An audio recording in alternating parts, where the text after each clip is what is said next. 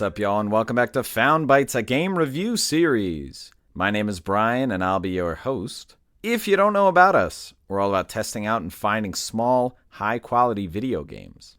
This is a podcast that aims to respect your time and money as a gamer and a consumer by sifting through storefronts and sales to find the gems that may be worth your precious resources. If you're interested in reaching out or helping out, feel free to email us at foundbytesgrs@gmail.com, tweet at foundbytesgrs, and also rate and subscribe to us on whatever podcast feed you're using. If you're a developer who would like to participate in our Spotlight interview series of special episodes, please reach out through any of our channels. We would love to hear from you. And we're now on YouTube. So if you are someone you know prefers to listen to shows on YouTube, please recommend them Found Bytes GRS on YouTube. All of our episodes will be available as thumbnail videos with audio synth animations, but we'll also be putting up the videos of the interviews we've done so far, as well as some other exclusive content, so check it out. But enough about the show. Let's get into our next game.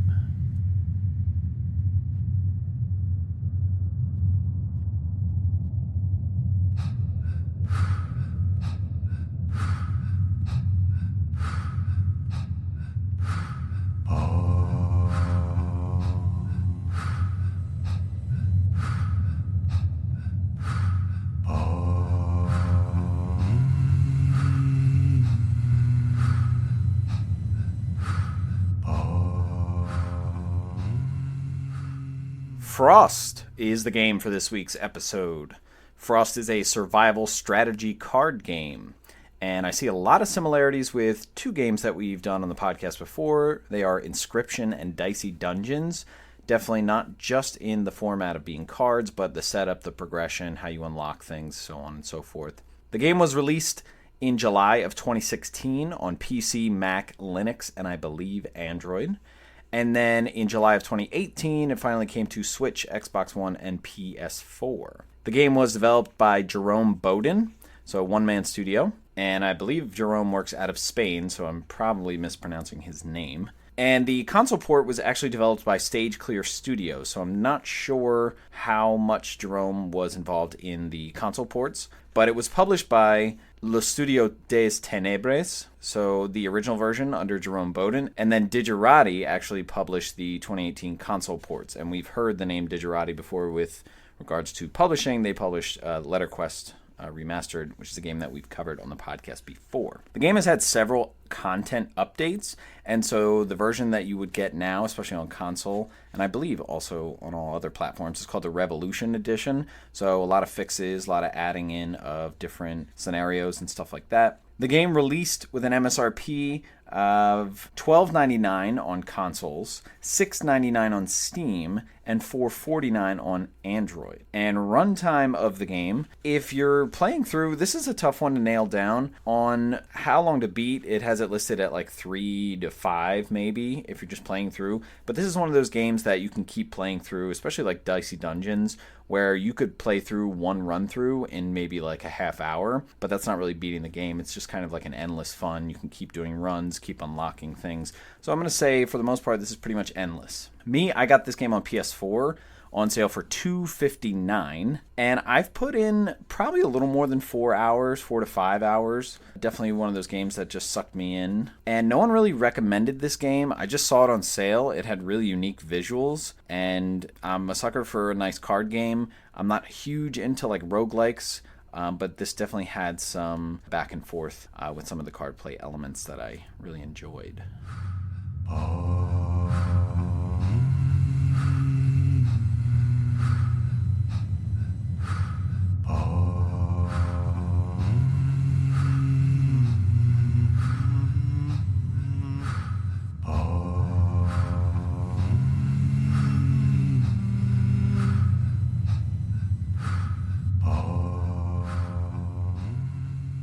All right, let's talk some gameplay for Frost. So a lot of similarities with Dicey Dungeons, as I talked about, because a lot of what you're going to be doing is just going through, doing runs, and sort of unlocking new things, whether it be new cards, new scenarios. And so you're going to get into kind of this loop where you're going in and doing as much as you can, and then you come out and you get access to different things. So let's talk about the pacing and the progression in general, like the macro sense for this game. So it has a really great tutorial. and it's very transparent. So when you go in and do the tutorial, it's kind of guiding you with little bubbles and like telling you what each thing means and stuff like that. And what's really good is that you can actually play this tutorial at any time. So if you need to like refresh, if you haven't played the game in a long time, you can just go right into the main menu and that option is always there. What's also nice is at any point in the game, not even in the tutorial, you can pull up the help screen on any card or anything in the vicinity of what you're doing in the game, and it'll give you like detail, especially about cards. It'll tell you what each symbol means, what each area on the card is referring to.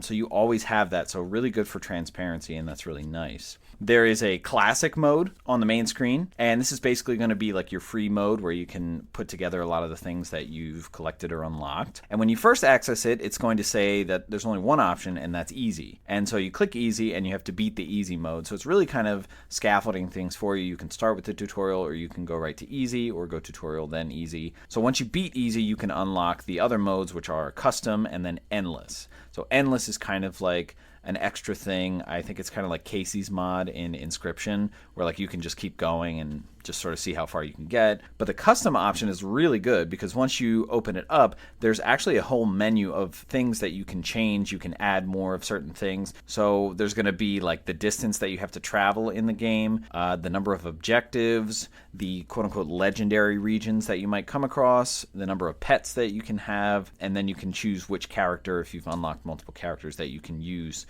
with their special ability. So you can really mix and match different things and vary the difficulty. And it actually shows you at the bottom as you click, like if you want to put the distance higher but you don't want a lot of objectives, like it'll have like this makeshift difficulty. So if you don't do anything, it'll probably stay at fair. If you lower the distance you have to go, it'll probably go to easy, and then you can go up to hard or impossible. Another option in the main menu is to go through scenarios, and you won't have access to this until you beat, I believe, at least easy mode. But basically what scenarios are, it's where you play as a very specific character that has unique abilities and goes through a series that has unique objectives where you have to do something specific that's a little different than classic mode. And so once you beat that character scenario, you're allowed to use that character in the custom mode. Now the thing about this game is that all the plays that you go through, all the modes that you go through can potentially unlock more things. And so it's not quite that you have to beat everything. So Dicey Dungeons was very specific. Like if you wanted to unlock different characters, you had to beat like level 1 for the thief or the warrior or something like that. But it's not the same here because a lot of your runs are going to end in dying, and they did for me, but it's fine because at the end screen it'll say like you got new things, and it might show you new cards that are now in the card pool, or it might say that you now have access to this scenario or this character and whatnot. There's really not a major stress in beating the game. It's just kind of getting in, grinding, and just like getting used to the gameplay and the thrill of like trying to get as far as you can. So I really like that because it encourages you not to be perfect, which is impossible. And also it shows you that like sometimes it's just the luck of the draw, but you'll still maybe unlock something. And I don't know the specifics of unlocking everything in this game. Like one time I got through a mode really quickly and died, and I was like, well, I'm not getting anything here. And I did unlock something. So I don't know what the algorithm is, if it's just like number of times you played, or it could be different for everything, for unlocking different scenarios or characters or different cards and whatnot. But I like the variability there. All right, now let's talk about when you're in the game. So after you pick the parameters and whatnot and you go into the game, this is where it's this turn-based card game. And so just some general elements that you're going to come across. Obviously, you'll have a card deck, and this will grow as you go through the game. Hopefully, you want it to. But the basic premise when you're in the game is you have this objective of needing to survive a certain number of travels. And basically, you're trying to travel to a refuge. But there's a lot of things that you need to manage along the way. It's not just a straight shot. You'll also be managing your health. You'll be managing this frost system, and potentially there could be other objectives if you set it up that way in the custom mode, or if you're playing as a scenario in a specific character, you might have different objectives other than just survive a certain number of travel. But basically, when you're going through this game, traveling moves the game forward. And so you have this turn-based progression throughout that's going to either refresh things or going to move you along. And then so let's talk about when you have a turn. So each turn, there are going to be specific options or a specific layout depending on if you traveled or not. But basically, it's going to start with you being dealt a hand from your deck. And every time that you have a new turn, your hand refreshes. When you start a new turn, typically it's going to start with a location, and an event. Now, these are only going to be new if you have traveled. So if you haven't traveled and you keep going through turns, you're going to be at the same location with the same event there. And the way that these two things work, the location is going to dictate what resource requirements you need to put up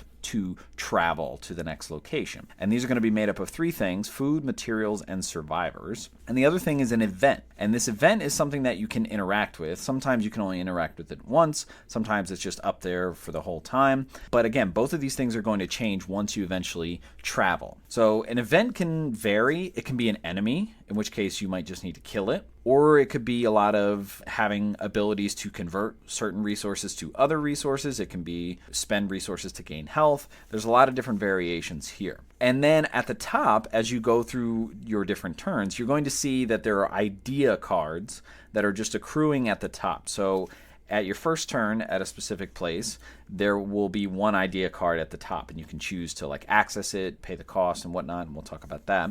Or you can just do whatever else you want and then go to your next turn. But each turn, it's going to add one more card. So that first card that was there the first turn, as long as you didn't take it, is going to stay there. But these cards will go away if you travel to another location. So there's a lot of resetting once you choose to travel. You're going to have an array of abilities that can convert resources on your own, and some of these may be character specific, but a lot of these are just game specific. Like if you're in the game, you'll be able to do this one thing or these two things and whatnot. Also, a lot of what you're going to be doing is using your cards to either get new cards or to pay forth resources at your location. Another thing you'll be able to do is rest, but you can only do that at the beginning of your turn before you play any card. And then, of course, as you get deeper into this game, there'll be a lot more options and some complexities. So let's talk about the actual cards, because that's going to dictate how a lot of things run. So there are different categories of cards. So let's start with the basic resources. So like I said, food, materials, and survivors. They're very obviously different, and it'll say food or materials or survivors at the bottom.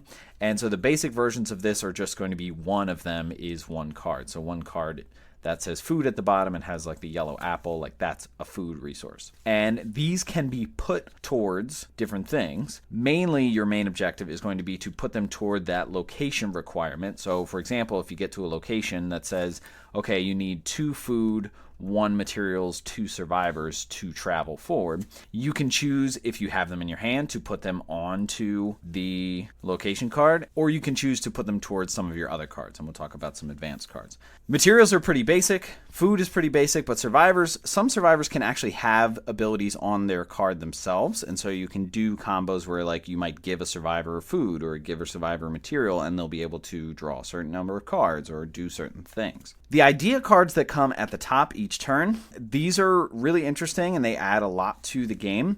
But in order to get them from the top of the screen to your hand and then ultimately in your deck, you have to pay a certain cost. And in the top right of the card, it'll say, a picture of a person, a picture of an apple, or a picture of a material, which is basically a block of wood. And what's interesting is that if you want a certain card that's an idea card up there, and you don't have enough of the resources this turn to get it, you can actually put whatever you have on that card, and it'll kind of shadow out that requirement. So they'll stay there as long as you don't travel, so you can go over multiple turns and pay for it, kind of like a layaway situation. So once you get them in your hand, if you paid for them, there's also a cost to use them. Some of them you don't need to pay anything to use them. It's just it'll use the card. But there's this interesting thing with the cost of something, whether it being to just discard whatever the resource is or the card is, or to eliminate that card from your deck. So if you look at a card and it has a cost and it has a blue person and it's not crossed out, but then it has an apple and it is crossed out, what that means is it costs you 1 survivor and 1 food to get that card, but the food is going to be completely eliminated from your deck, whereas the survivor card is just going to go in the discard pile. So being able to weigh what something costs, whether it's going to cost you resources that'll just get shuffled back into your deck, or whether it's going to completely eliminate it from your deck, is going to be kind of a cost-benefit analysis. Now what's interesting is, like I said, there are location resources, and you need to put them on the location in order to travel, but those are not going to be eliminated from your deck. If you need 2 foods, 1 material, and 2 survivors, you're you're going to have a couple in your hand, and then you can put them on the location. So over a couple turns, you'll be able to get all the requirements for that location and then travel onward. But what's interesting is that even though you kind of put them in the discard pile and eventually they get shuffled back into your deck, they're actually locked in there. So they're not in your deck until you travel again. There are also fatigue cards, which are interesting. They're basically just blank cards that don't have any use, but their primary function is to take up space in your deck. Because when you draw a new hand, if you have fatigue cards, you can't really use them. And this is where the rest mechanic comes in, because if you have like 3 or 4 fatigue cards in your hand at the beginning of your turn, if you hit rest, it'll eliminate all the fatigue cards in your hand,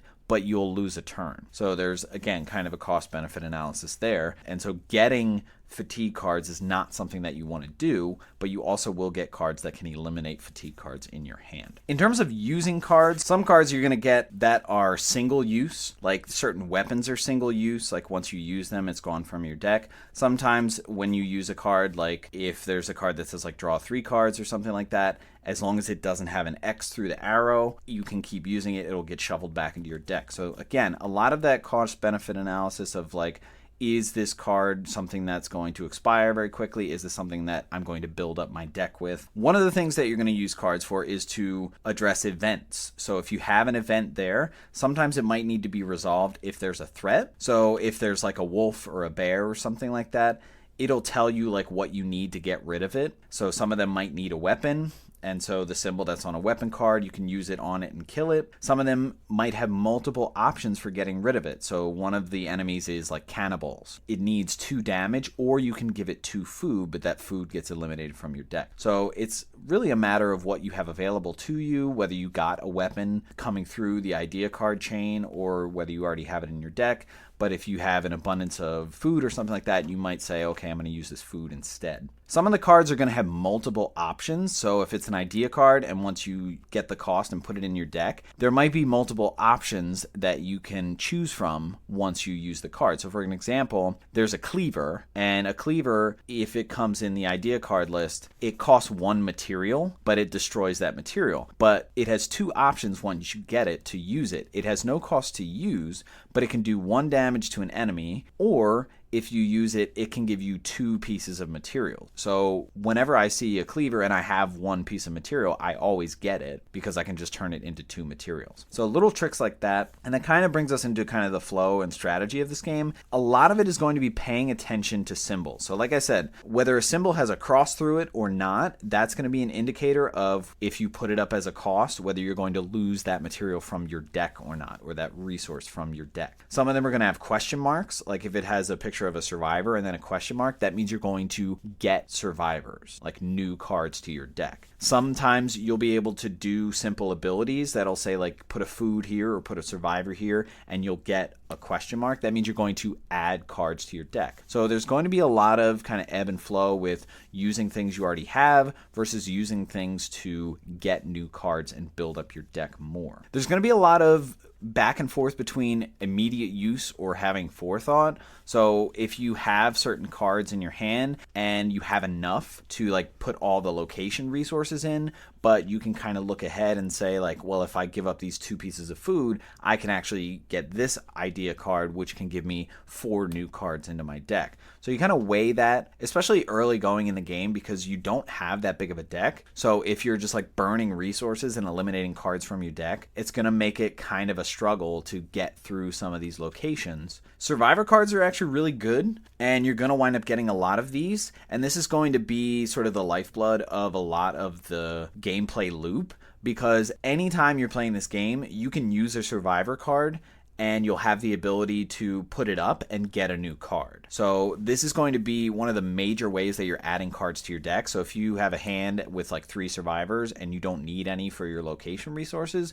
you're going to be putting them up to get new cards to your deck. However, there is a risk, and the game tells you this. Anytime you put a survivor up for a new card and use that basic ability, there'll be a risk that they die. And so again, playing that cost-benefit analysis. Do I need more resources? Is it early on? Do I want to push my luck, or do I need survivors in my deck and not want to put them in danger? When you're finally done with your location resources and you're ready to travel, keep in mind that if there's an enemy, they will do damage to you. So anytime there's risk of damage, there'll be like a drop of blood. What's interesting is if you don't kill the enemy and you travel, when the next turn comes up, your character is either going to have to take that 1 damage or you're going to have to kill a survivor that is in your hand. So if you don't have any survivors in your next opening hand, you will have to take 1 damage. So just another sort of management system that you have to be aware of. Speaking of being aware, the size of your deck is very important because, again, if you lock resources into your location, you're not going to be able to use them to get more cards and whatnot. So you want to create this balance between getting new cards, eliminating resources, and finally, one of the big things you have to be aware of is the frost meter. So this is going to be sort of the driving force to the peril in this game. There's a meter in the top left corner, and it ticks down from 8 all the way to 1. Anytime you travel, it's going to tick up a number. But what's interesting is anytime you take a turn before you travel, that number ticks down. And so you want to keep pace because once you get at 1, that is your last turn. And if you can't travel, you get a game over. So you want to keep that meter high. And you also want to use it as a bit of strategy because if you're at 8, like on your first turn, and you put all the location resources in, you're ready to travel, you might want to just take another turn and maybe get some of the idea cards that are there or use the event there to get different resources or different cards. There's really this constant weight of consequences to what you're doing. It's really throwing a lot at you, and I will say it's surprisingly manageable even though it has deep systems and a lot of things getting thrown at you at the same time. But in that respect, I think it really makes it a true survival sim. Really something that I enjoy.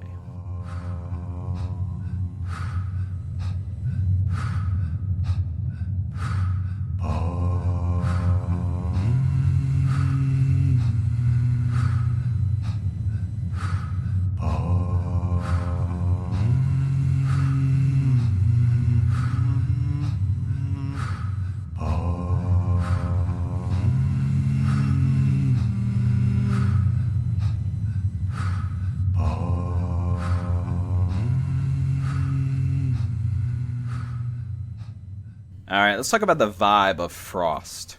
So right off the bat, you have to tip your hat to the visuals here because it really gets you in the mood for what you're about to experience.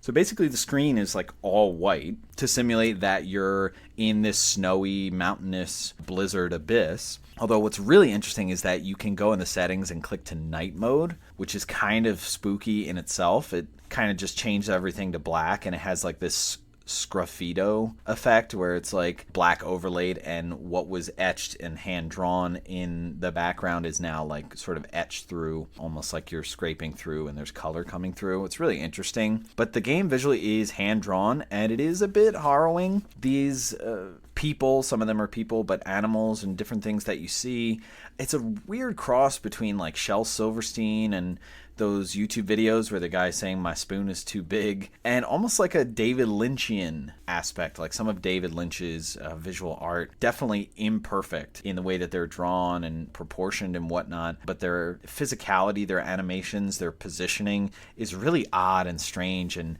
just a bit unsettling, and it really adds to this sort of strange scenario that you're going for. As you're playing through the game and you're even in the card game mode, when you hit travel, it's really interesting, like snow prints, like you see these giant footprints kind of move up the screen, like the cards go away and you see the footprints. So really good indicators in this game on the cards. Like you know when you have a food card, you know when you have a resource card, not just by the words at the bottom, but there are like the little apple is bright yellow. So it really stands out in contrast, especially a lot of cards that have a lot of things on it, like are very complex. It's pretty simple to read. Maybe it's because you also have the tutorial there. It's very clear, even if there are multiple symbols or multiple options you can get from using a card, it's very obvious what everything means here. Whenever you start a mode or especially a scenario, like you'll get like this visual and like there's dialogue and you see like the full character characters, and like there's a little bit of story. It really kind of sets the scene. It's really interesting and adds the charm of the specific characters. Thematically, the game is clearly about survival. It's about despair. It has all of this. It has direness. And it doesn't get too personal with these individual characters, but you're just always feeling this like grind, or like you're barely gonna make it. There's nothing there but this cold, kind of snowy frost. And you really feel that because there's not much visually, but if you're out in a snowstorm, it's like you can't see 5 feet in front of you. And even when you're playing the game and you're like getting close down to 1 on the frost meter, like when you get to 1 and it's like your last turn, the screen really starts to go crazy, and it makes it seem like, I guess, the blizzard is picking up, but it's like lines are going across the screen. It's more obscured. It makes it kind of more difficult. There are some hints at maybe native mythology, whether it's like Native Americans or Eskimo and whatnot. Nods to mysticism, maybe. Like some of the individual characters, like the meditator and the guide, and what they look like visually, and also their abilities. In terms of audio, it's pretty minimal, but it's definitely present. Like you can feel like absence of sound at times, as well as like the wind ripping in. There's this loud silence that's there, and it's like underlying feedback or ringing. Definitely an ominous feel, and there's even some chanting. Like the main music in this game is just this chanting. Whenever you play a card that seems like maybe the wrong decision, or whenever an enemy comes in as an event or something like that, there's this like boom. And I don't know if it's always indicating something negative, or like there's that correlation, but it feels very similar to like Inscription. Like whenever you made a decision, it was like there was some kind of like the weight of the decision just hit the floor. And so really effective. I feel like the minimalism in general, the muteness and the emptiness, and I think that really translates to you're out there and it's you versus the wilderness, which is not really a thing. It's kind of you versus yourself, and you just trying to survive. And I really feel that throughout this game.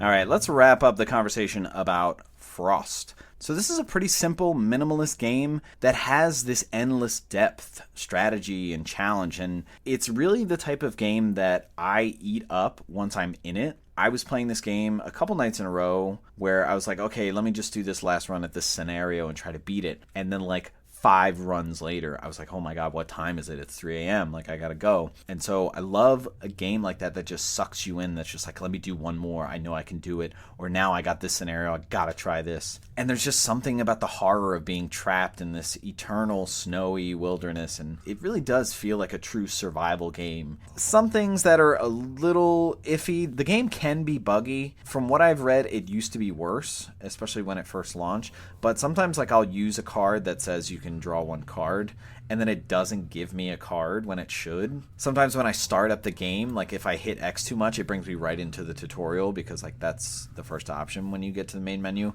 And there's this weird timing with like screens fading up or fading out. Like if I click before the screen's up, it'll make the decision before I even see it. Just small things like that kind of get a little irky. In terms of value, I think $13 is nice if you're getting it on console. Anything under $10 I think is perfect for this game. I got it for an absolute steal for $2.59. Similar to when I got Dicey Dungeons for $2, I was like, this is endless gameplay loops that I eat for breakfast. Like, I love stuff like this. And so I think there's a lot of value here. It's a great pick up and play game. Again, that sort of one more go at the scenario. Like, I think I can do it. There's really a lot of value. You get a lot of bang for your buck here. And the extensive challenge and accessibility, I think, make this a really good game. And so I highly recommend it.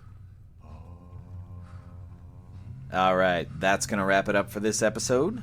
Stay tuned for our next episode to see what new game we found for you.